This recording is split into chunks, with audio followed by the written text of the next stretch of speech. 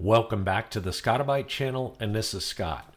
So in the past few days, I've had a few subscribers contact me regarding how to offer LXD containers from a Windows 10 or Windows 11 system. And these folks were from the Habitat Elevation Community Forum, and I'm an avid Habitat user as well as other things.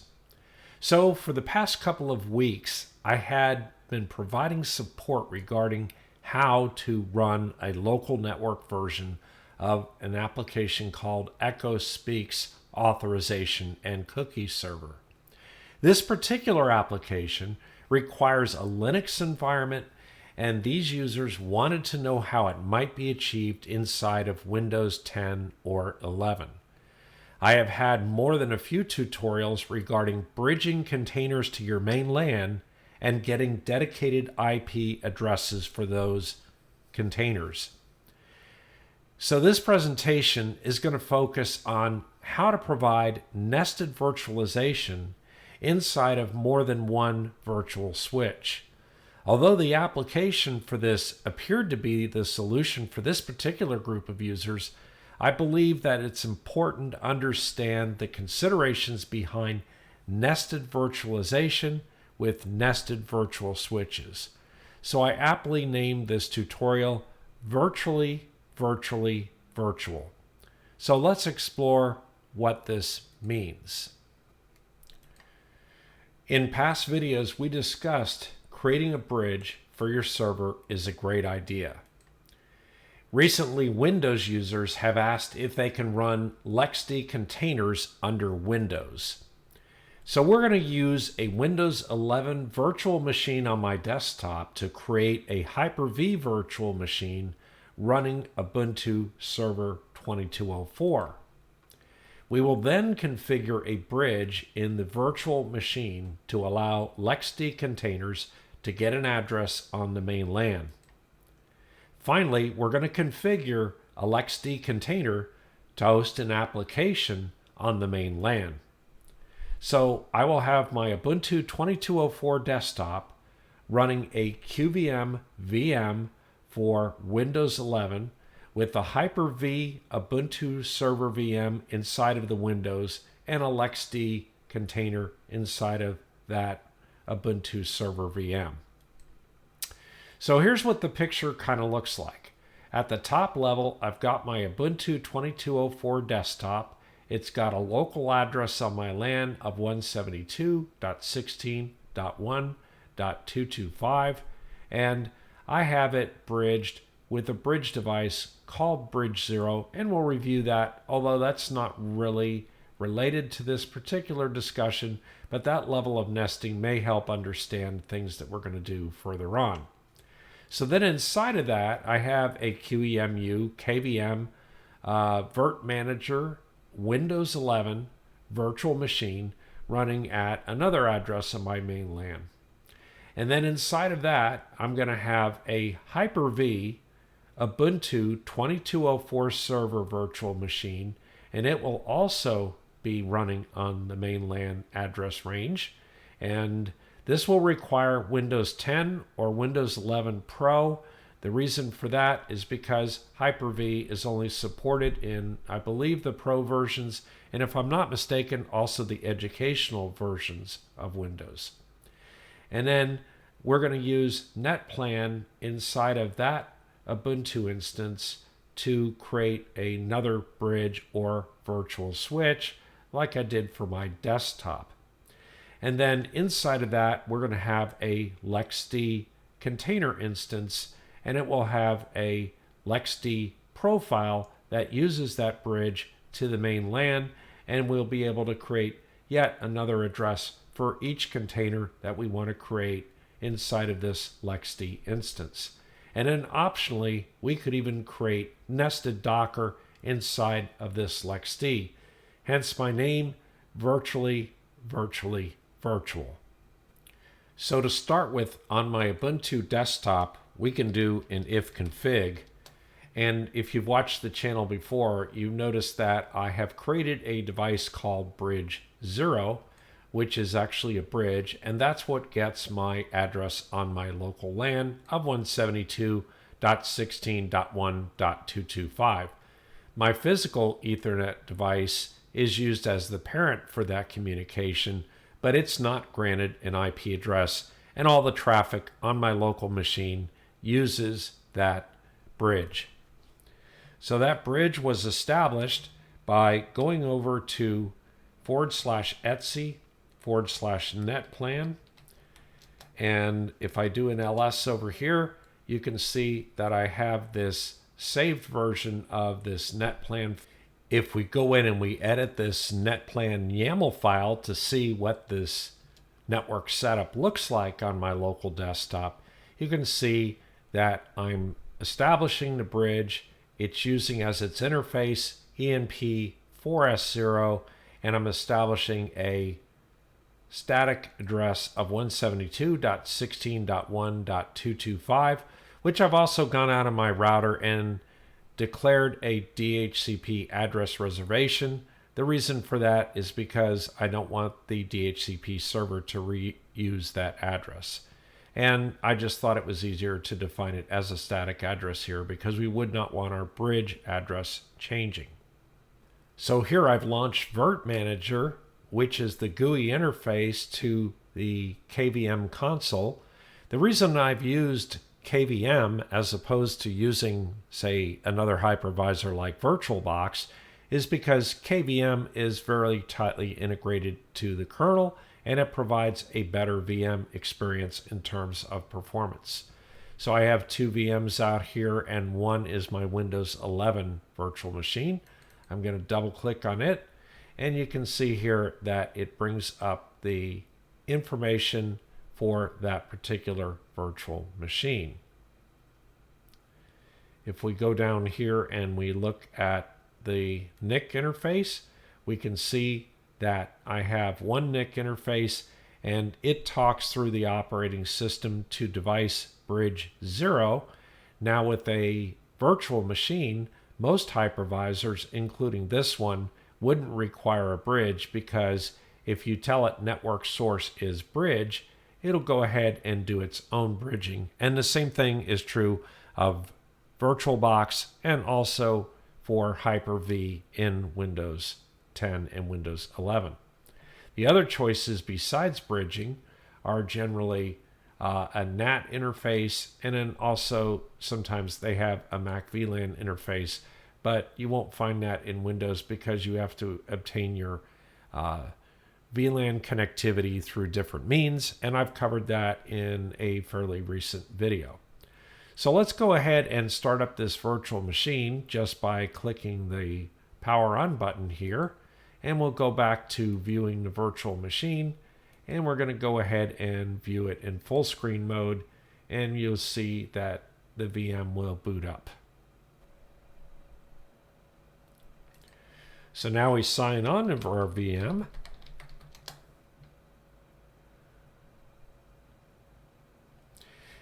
And if we launch a CMD command prompt window, if we do an IP config on our Windows 11 machine, you will see that we have a local address of 172.16.1.188, and we have a bridge here of 172.18.16.1 that's internal, and another virtual bridge because I have WSL loaded on this particular machine. But the important part is that we do have an address on the main LAN for this Windows 11 virtual machine.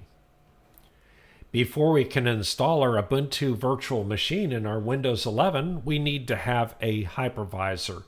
And rather than choosing VirtualBox, I chose Windows Hyper-V instead because it's better integrated to the operating system.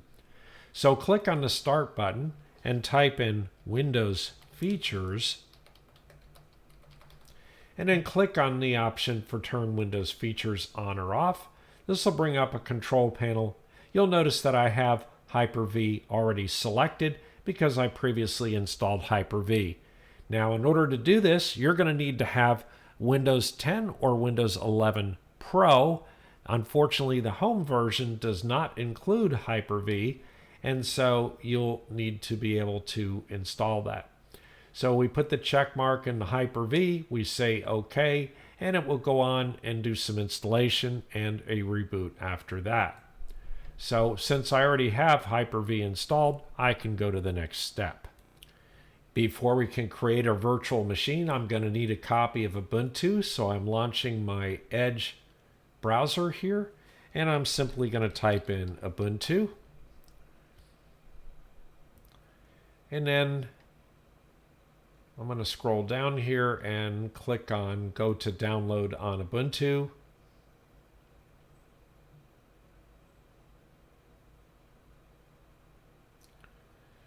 Go ahead and accept the cookies.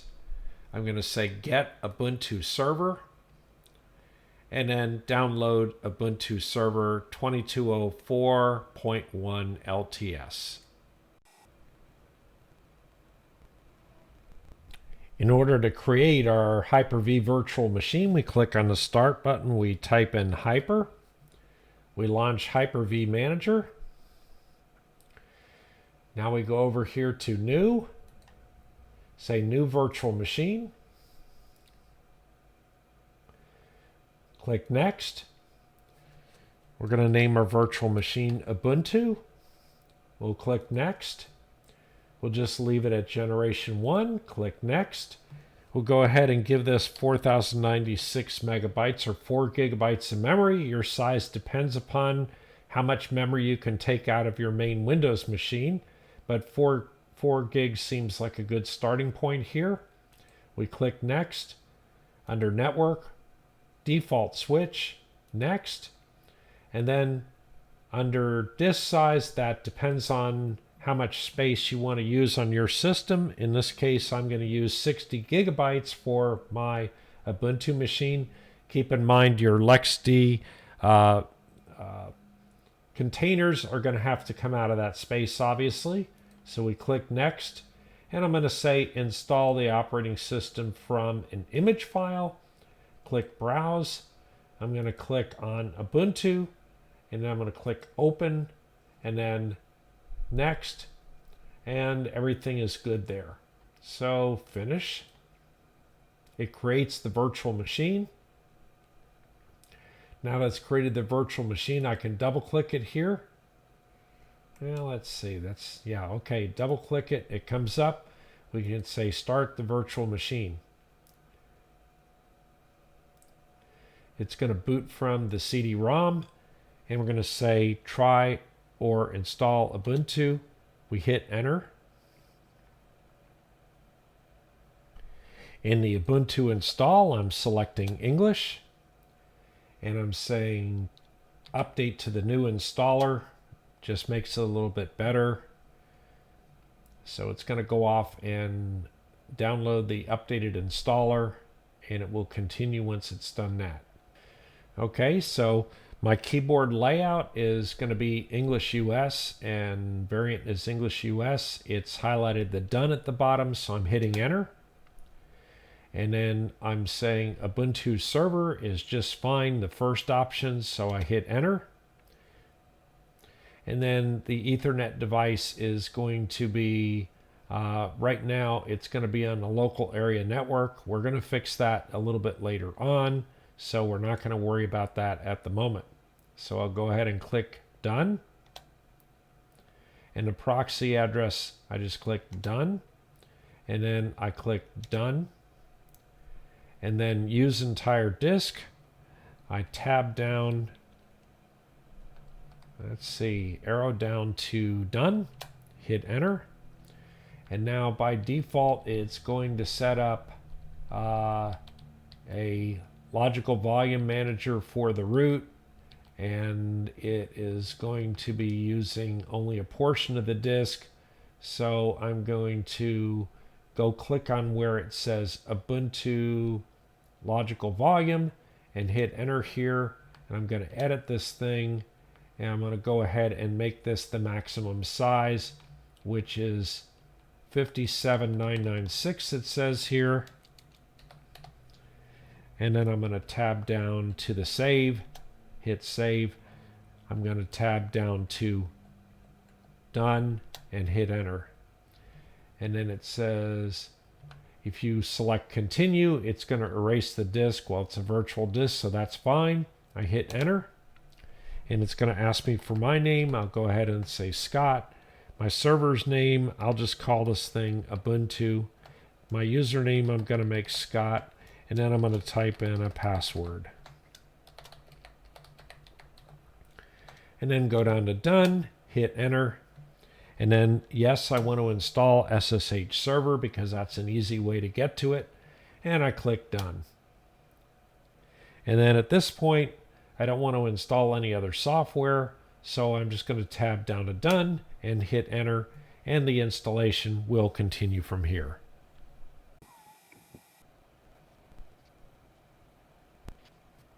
Once the updates are completed, on the bottom of your screen here, you will be able to see that there is a Reboot Now option. So if we tab down to Reboot Now, it will highlight in green, and we can hit Enter, and then the Ubuntu server, which is fully installed, will reboot.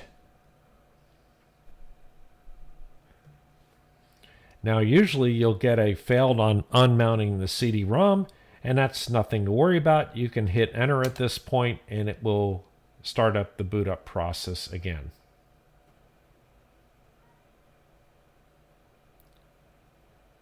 Once the boot up's completed, you'll get a login prompt, and you can type your username and your password, and you'll be logged in. Once you log in to your Ubuntu Server virtual machine, the first thing you want to do is the sudo apt update. Provide your sudo password, followed by a sudo apt upgrade to upgrade everything to the latest version. Now that your Ubuntu server is completely updated, let's do a sudo apt install net-tools.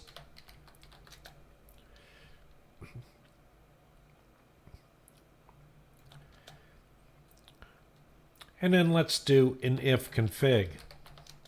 Now, if you'll recall, when we did the installation of the operating system, we thought at the time that the default switch would be the way to go because we had a choice between WSL, which I had set up, and also the default switch. But as it turns out, neither one of those are really what we need because the default switch really operates on an internal NAT network. So what we want to do is we want to go to Virtual Switch Manager, and over here we want to highlight External Switch and create an external switch. And we're going to create this switch and we'll simply call it External. So it's going to be on an external network, and then there may be a pull down here if you have more than one adapter. Keep in mind that my main machine is actually a virtual machine, so I have Red Hat VirtIO Ethernet adapter. You're likely to have the name of your real Ethernet adapter on your Windows machine.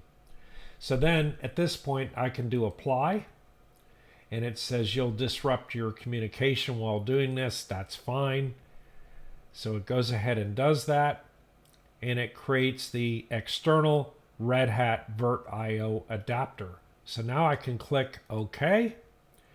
And at this point, we're going to go ahead and shut down our Windows machine.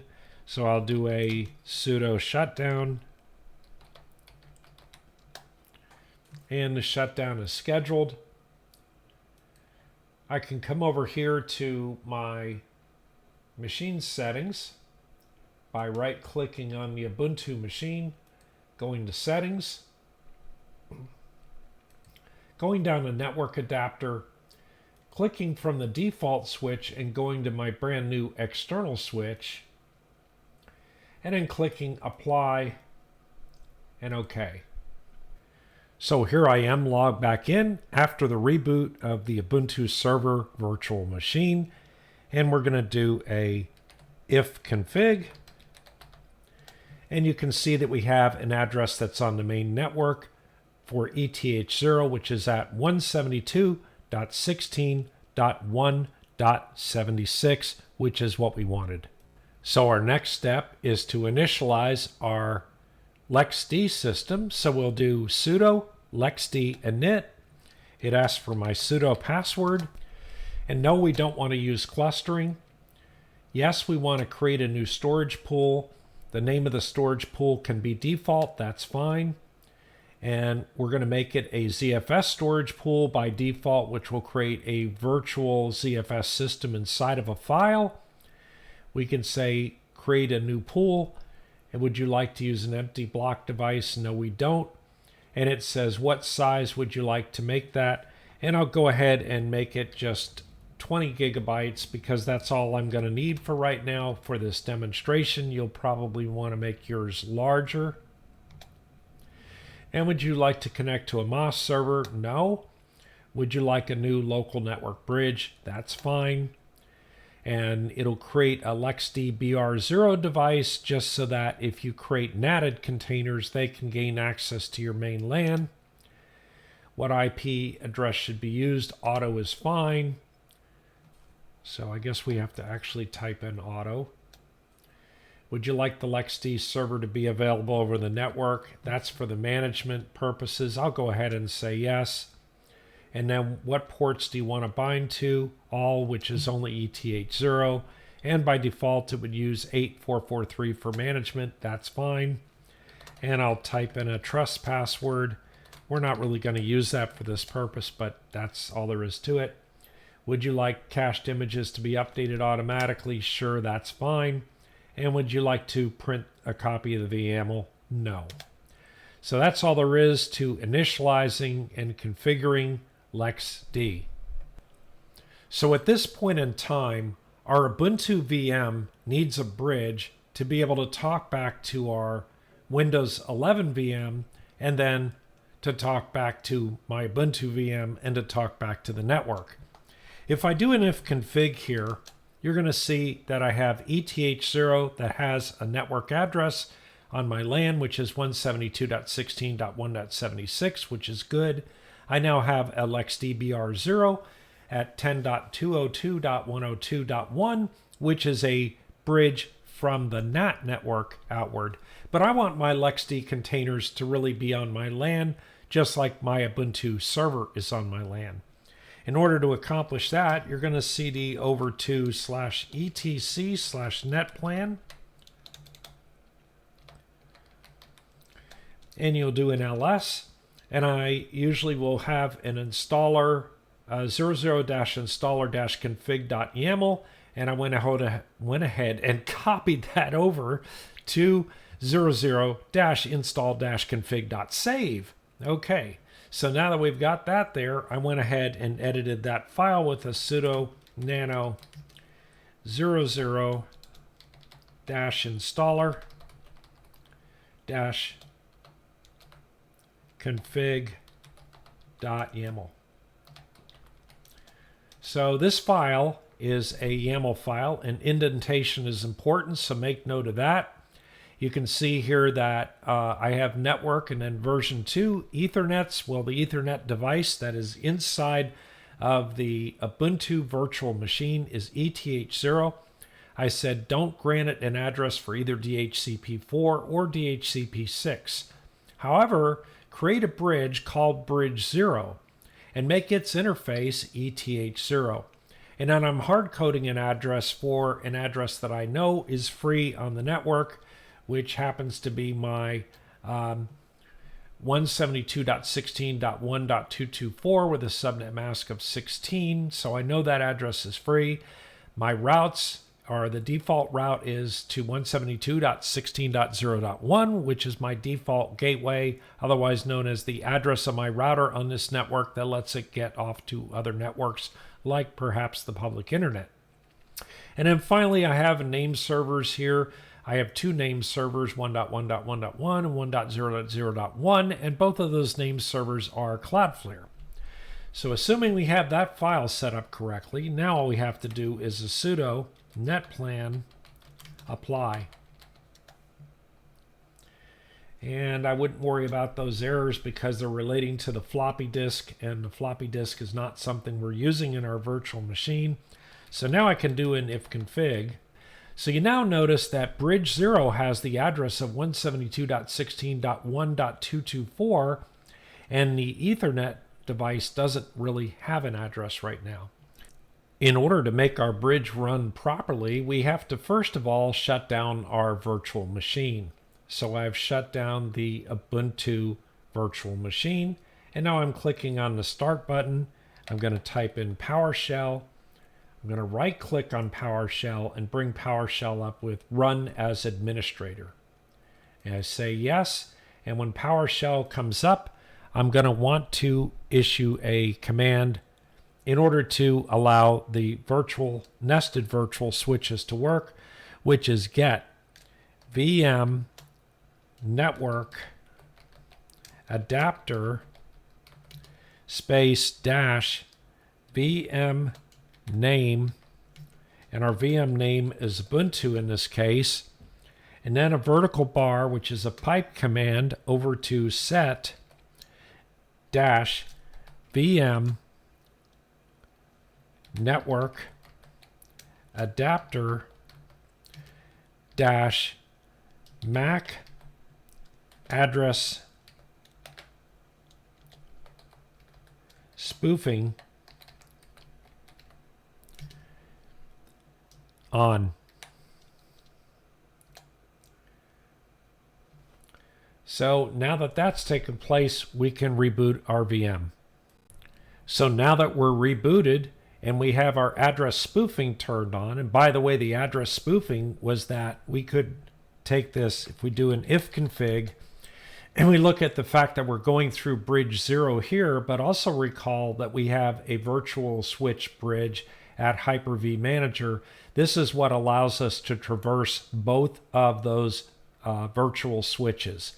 So with address spoofing turned on, you'll notice that I'm now able to do a ping of google.com, and I can get a response. I can do like an NS lookup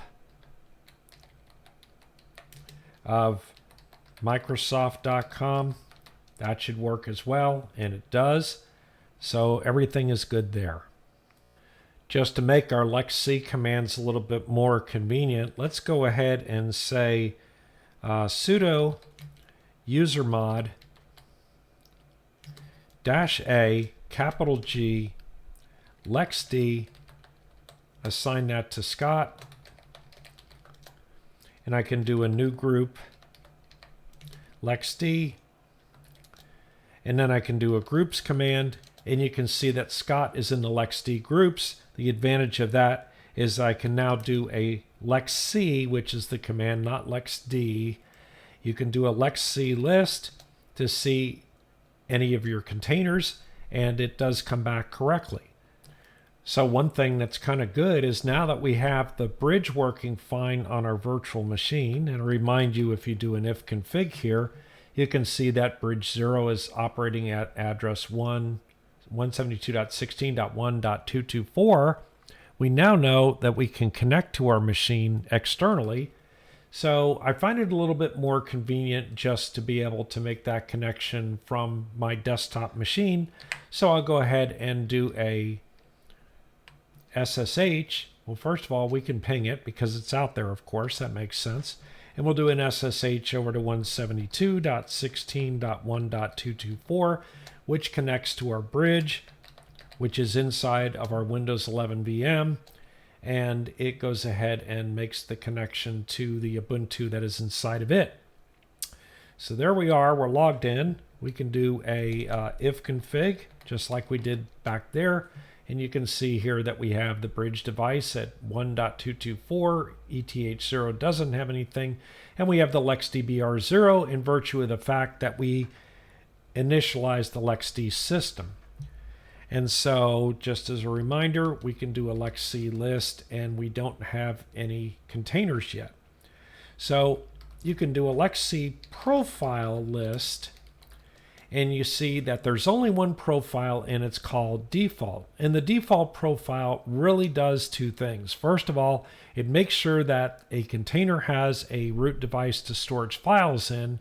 But then the other thing is that it goes ahead and creates our LexD on the NAT network. So we don't really want to do that. What we really want to do is we want to create our LXD container, but we want to create it on the main LAN.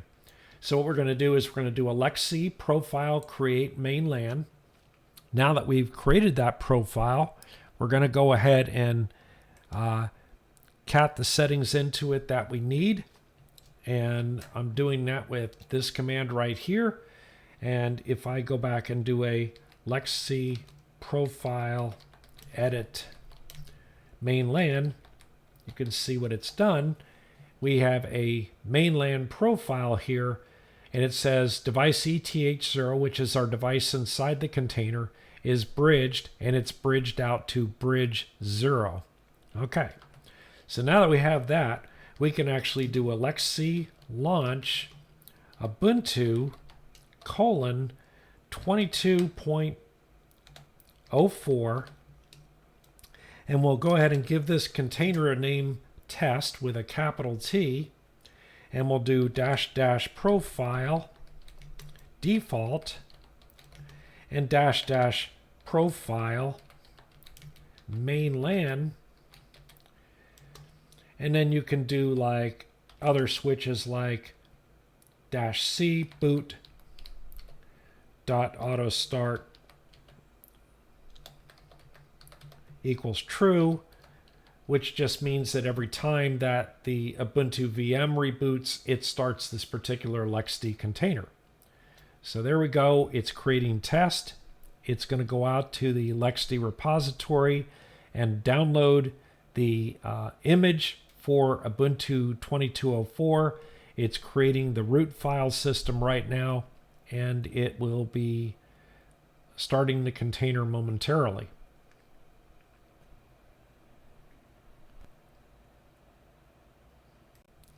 Now that the container has been created, I can see it with LXC list. And sure enough, we have a container inside of our Ubuntu virtual machine called test, and it too got an address on the main LAN of 172.16.1.239. Now, if you're running applications in this container and you want it to have a static address, I encourage you to go out to your router and set a DHCP address reservation for this particular address or another address you might like. Reboot the container and it will take on that address. That allows you to centralize the management of all of your addresses from your router as opposed to inside of each machine. So likewise, just to show this still works pretty well, we'll go ahead and create a test2. And when we create a test2, it's not going to take quite as long this time. The reason for that is because it already has the Ubuntu 2204 image downloaded, and all it's got to do is remap the file system, which normally takes a very short period of time. But like I said, virtual inside of virtual typically will take just a bit longer. So now that test2 is up and running, if we do a LXC list, we can see we have a second container, and it got the address on the main LAN of 172.16.1.158. So if you think about it, this is kind of amazing because both test and test2 are LXD containers that got addresses on the main LAN, but they're running inside of an Ubuntu 2204 server virtual machine, which is running inside of Windows 11. And actually, my Windows 11 is a virtual machine running inside of my Ubuntu desktop. Since I have limited memory and disk resources, I'm going to go ahead and do a LXC stop on test, followed by a LXC delete on test.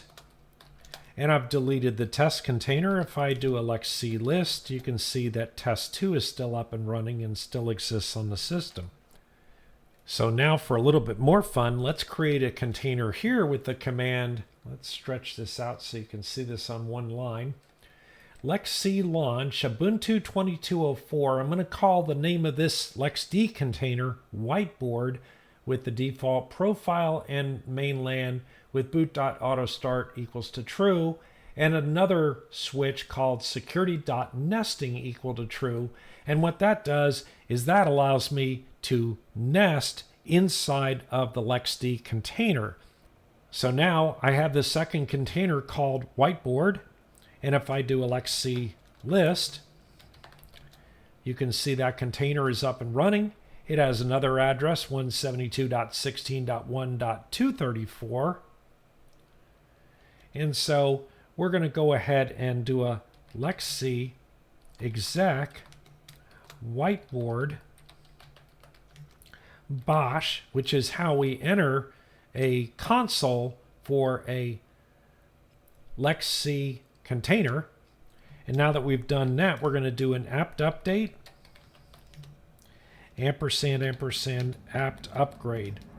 So we don't need to do the sudo command, because when you enter the shell from the LXC exec command, you're automatically root. So it'll go out and upgrade this container. Now that my container is upgraded, I'm going to go ahead and install Docker inside of this container with the curl command from the Docker site.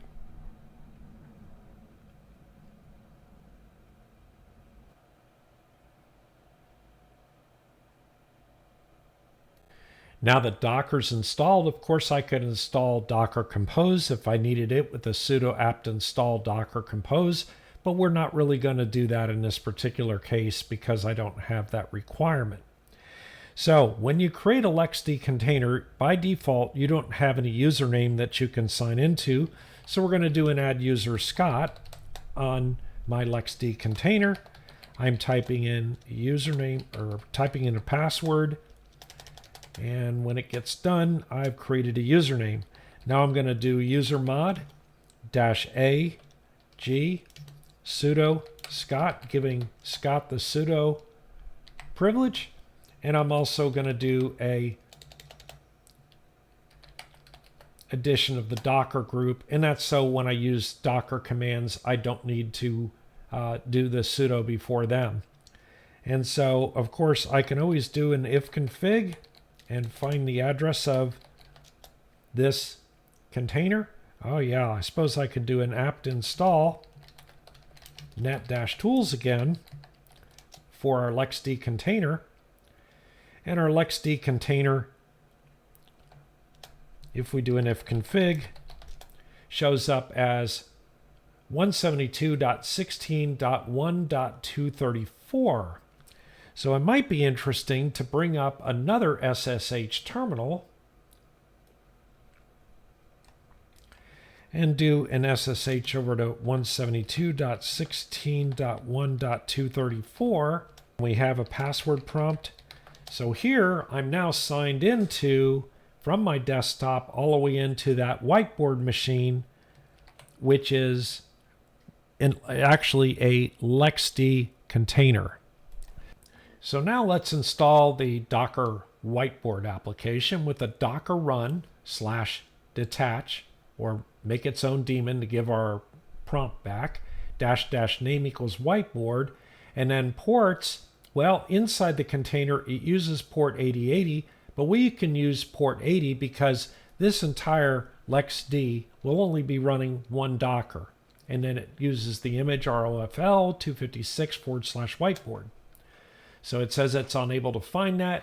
It goes out to Docker Hub. It pulls down the image for the whiteboard, and it extracts the image, and it will start the container here shortly. Now that our Docker container is started, we can do a docker ps command, and you can see that it's up and running. And it's being exposed to port 80. So as a reminder, if we do an ifconfig, we can see that we are running at 172.16.1.234. So if I bring up a web browser over here on my main machine,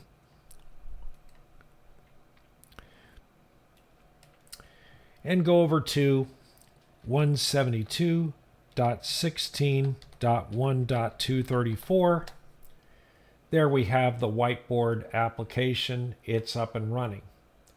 So, kind of as a reminder of all this, what exactly did we do here? Well, we've got my desktop virtual machine here. Inside of it, we have a Windows 11 virtual machine. Inside the Windows 11 virtual machine, we have an Ubuntu 2204 server virtual machine. Inside of that, we have a LXD container, and we can have as many LXD containers as we have memory and disk resources inside of this virtual machine, and they each bridge back to the main LAN. And then inside of that LXD container, we created a Docker container, which was the whiteboard application that you just saw. So going back to the terminal, the SSH session on my Ubuntu virtual machine that's running inside of my Windows 11, we can now look here and do a LXC list. And one of the really interesting things you'll notice is test2 we created just as a regular LXD container, and it has an address on the main LAN of 172.16.1.158. The whiteboard LXD has an address of 172.16.1.234, but since we loaded Docker on it, Docker has its own internal NAT network, and LXC is letting us know that that exists at 172.17.0.1, which can only be accessed from inside of itself, which is one of the reasons why we bridged the whiteboard out to the main LAN. So in summary, bridge devices, otherwise known as virtual switches, can be used to take over the communication of your system and relay traffic to your LAN. Virtual instances, both VMs and containers, can use a bridge to connect to an address on the main LAN. And in fact, even though it doesn't look like it, VMs actually use a bridge internally in the VM hypervisor, such as VirtualBox, KVM, or Hyper-V. So virtualization must be turned on in the BIOS of the main physical machine, and MAC address spoofing must be enabled in the Windows operating system to support routing through multiple virtual switches. Nested virtualization is a powerful capability to provide dedicated, isolated environments in which to run applications. Anyway, that's it for today. Please subscribe and like to the channel, and don't forget to hit that notification bell, and we'll see you next time.